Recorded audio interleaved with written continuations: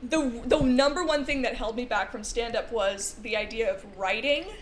Because I took the idea of writing so literally, like MLA format, high school, it has to have grammar and punctuation to be correct, and it's like, no, you can just jot 4 words on a napkin, remember the rest of the monologue that goes with it, and then kill. And like, that's writing for some comedians. You can just take a thought and go up on stage and think it out live. It's neat. And Shantanette was the first person who really taught me that, because she was like, I don't write. I audio record into my phone, and then I jot them down later, and then, things like that. And I don't know anyone who really, like, writes down full-fledged, like... He writes. Dude, I type. I'll write, like, a bit out, like, normally it's just I'll write, like, the Queen pooping and slipping in it or something like that. And then I'll sit down and I'll type it out, and it'll be all right. That's like kind of the points I want to hit. Yeah. And then when I go with like the tiny notebook on stage, I'll just be like when the Queen shit herself or whatever, and then just kind of like riff on it there. And I do that too, but like when I'm writing out the joke, I don't think I ever go up and do it verbatim word for word every time. No, because you can't. I write like an initial monologue for it, and then I kind of remember it, but as time evolves, it rolls into something new every time. I sat down and like writ out every word by word one time. I went up on stage and just bailed on it all. Yeah. And it worked better just because I was more authentic. Pause right here. They're going to laugh here. Just make sure you pause. Yeah, just pause. Pause, do a little wave. And do a little nod. This is going to kill. I never went back to writing. Silence. I'll have an idea, and I'll jot the idea down, and like I'll remember how I came up with it and why I thought it was funny, and then I'll always start my jokes with like I'll bring it up, and then I'll be like, I thought that was funny because of this, and then just go down that road and see where that takes us. Very that. I mean, I talk to myself so much. Yeah, so do I. Oh, yeah. If I talk myself into a joke, if I just write down, like, the main 5 words of, like, giant chicken woman, usually I'm repeating that joke enough to myself to where I just, like, oh, I know exactly what that means. I will now go into that joke, Most of my, like...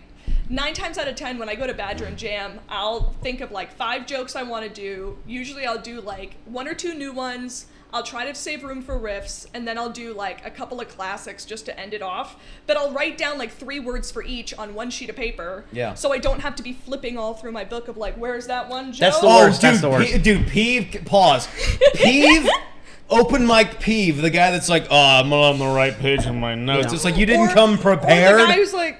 Let's see, dude. Phone is. That's why I always go up with like pen and paper. Yeah, because it's like you have that. You have like 5 like sentences or like words written out, and you're like, that's what I'm doing tonight. We even have tiny notebooks. Like our notebooks are tiny, and it's just like a few words. Well, that's why I like having the notebook that has the little stupid ribbon glued in, because then I can like bookmark like this is exactly where I bombed. These are the spaces that I use, and you don't go beyond here. Yeah. I can't stand. Okay, what else? Let me just. We know a couple of people who do that, and I love them to death. But it's just like, come on, bro, get up to speed. Or like they'll do the phone and they'll put it back in their pocket and then they'll take it back out. Take it back. It's like put it on the stool. Yeah, password, and then it's in my other folder. Sorry. Dude, you know what they're doing? They're making it too complicated. They're going from like the swipe to the chip to the tap thing. Yeah. It's like you could just write it down. That's right. Instead of just being like, well... This is like cash, cold hard cash, baby. This is... Paper's cash. Never fails. Never fails. I never once have I looked at what I wrote down and was like, hold on, where is all... I can't find what I'm looking for. Like, you got to come up prepared. That's a peeve of ours, is not being prepared for open mics. Oh, yeah. And if you're like, even if you don't necessarily have like a set up, you should be someone who has enough material that that you can just go up and start pulling it out of pocket. We've got a buddy, Casey Skinner. Yeah, I don't think Casey Skinner has ever gone up with an actual set in mind. I don't think so either, no. He's gone up with maybe 1 or 2 bits he wants to do, but 9 times out of 10, he just goes up and talks, and he is funny, though.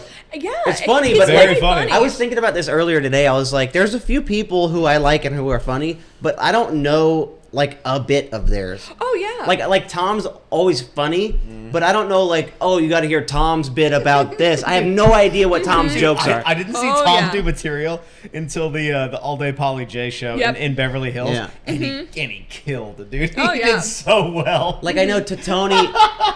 Tony has like a lot of bits about doors. Yeah, doors. Oh, and, Samuel Orson is the king of bits. Yeah, He's yeah, nothing yeah. but bits. yeah. You And know? then, but like, yeah, there's a few people where I'm like, they're always funny, but I don't know, like, oh, I love his bit about this. I don't know. I think Hayden Ezzy's a great example. I think he maybe has one joke I've heard him tell twice.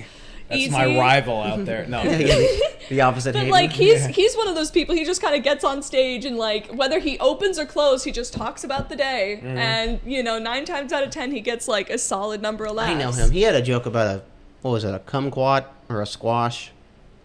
Eating it. He has this great joke about my 8-year-old friend got killed by a train, and I'm scared to meet him in heaven because it's gonna be awkward. Because like I've grown past, Oh yeah, that bit of yeah. I don't want to play dodgeball anymore. I want to go fuck Yeah. bitches. Yeah. Sorry, you're 8. That's not Yeah. my problem. I want to go hit on good. chicks, dude. Let's go. That's such a good joke. Yeah. My jokes are always super short, I feel like. All my jokes, I can wrap up any of my jokes in like a minute and a half. That's one of the biggest like walls I've been running into recently. Is that like I'll have this idea and I'll be like, it's funny because of this, and then all right, next time, and it's like a minute. You know what I mean? So I'm trying to like get better at expanding ideas a little bit. I've got like, for me, I feel like I either have like really expanded ideas or one-liners, and I don't have like much of an in-between spot. I have no one-liners.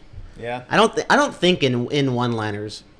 I think in like a minute and a half chunks. Ryan is notorious for running the light. Ryan Ran the light a at the lot. Comedy Store the first Yeah, I time did. he went on. Yes. I Yeah, heard you're about you're this. only allowed 3 minutes, and I did 4.5. It was a fantastic 4.5. By Oh the way. yeah, Best set I've ever done, I think. Yeah. One of them. that's great. But I ran. You know what? My very first time on stage. You said you did well, right? You were there, yeah. So I was hope there? I did well. The first, oh no, Your first time ever? oh my first time in an open mic. Yeah. I did fine. Yeah. I did fine. I crushed my first time. I don't know why. I've always told people this. I crushed my first time. It was like my second and third and maybe even fourth time where I ate it. Dude, I thought I did well my first time because I record all my sets, and then a couple weeks ago, I went back and listened to it, and I was like, I want to jump off a bridge. This is, Yeah, looking this back is at awful. it now. What? Yeah. Right. I had my first set timed out so perfectly that once I was done, I said, what'd I say? I was like, good night, everybody. And then I pointed at the guy with the buzzer, with the timer. Mm-hmm. I pointed, and it went ding, and I have it on recording. Nice. I was like, good night, everybody, and I did like that, and it was like perfect timing. That's how many times I practiced that fucking first set. You had it down. It was crucial, yeah. Hell yeah. Nice. And I had some buddies there, which made it even more heightened.